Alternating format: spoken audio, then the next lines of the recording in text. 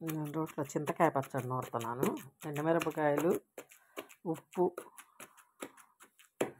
వేసాను, దంచాను బాగా. దంచినాక ఇదిగో చింతకాయ తొక్కు, ఇదిగో చింతకాయ తొక్కు.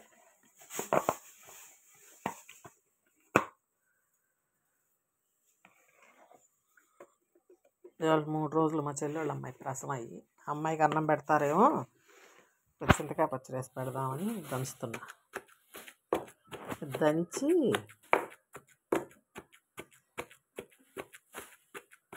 తాలింపు వేసుకోవటం. తాలింపు వేసుకుంటే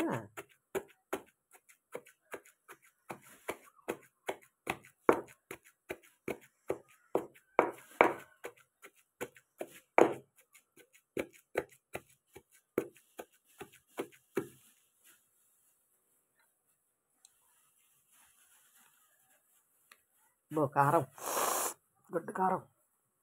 ఇంత కారమా? ఇంకా పట్టిద్దండి పచ్చడి. ఇదిగో బాగా కారం, కారం మంట. 4 కాయలు ఎత్తే సరిపోయాయి. తేజ మిరపకాయలు వేసాం, పిల్లలు కూడా తింటారుగా.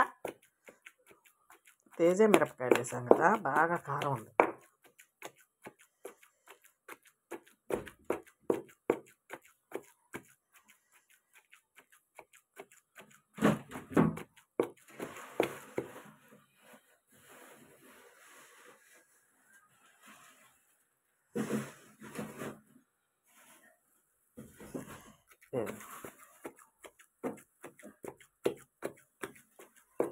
మామూలుగా మనమైతే పల్లీలు వేసుకుంటాం, వేరుశనగ గుళ్ళు వేసుకొని నూరుకుంటాం కదా.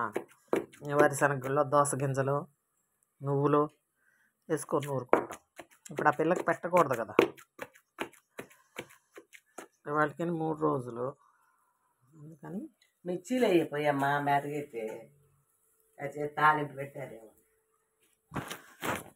మా అమ్మ ఏమో మిక్సీలో వేయమంటది, నేనేమో ఎందుకు మెత్తగా అయిపోద్ది మిక్సీలో వేస్తేనండి, బాగోదు. కాకపోతే ఏంటంటే ఇప్పుడు మిక్సీలో వేసుకొని చేస్తున్నారు కాబట్టి నేనేంటంటే కొద్దిగా నూరితే బాగుంటుంది కదా అని నూరుదామని నూరుతున్నా.